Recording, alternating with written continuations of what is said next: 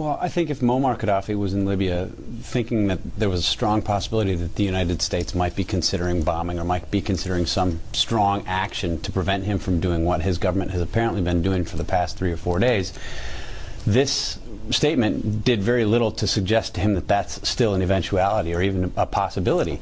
Besides saying that he's had his team prepare the full range of options, he basically said we're going to send Hillary Clinton to Geneva, we're going to send Bill Burns over there to have a bunch of meetings. What exactly is it that the president is talking about doing?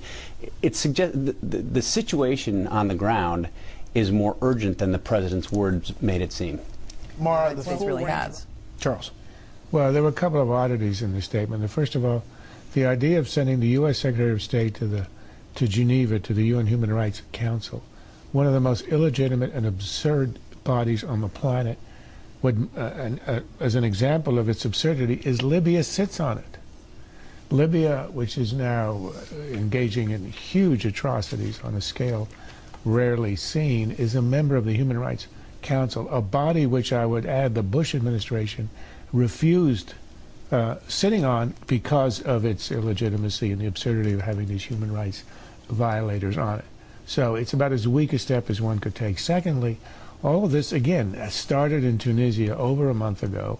Why isn't there at least a carrier in the Mediterranean? We have a lot of them in different parts of the world. It isn't as if it started overnight. If we did, when the president says the full range of options, at least there'd be a plausible something behind it. Right now, there's a plausible nothing. Lastly, I would say this really is going to go way beyond Libya now. I think Mara's right. Libya will probably end up as a failed state, a split state.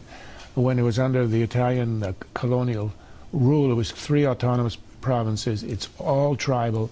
Gaddafi insisted on keeping it tribal, unlike, for example, Egypt, which has a national army. So it could end up like Somalia with one difference.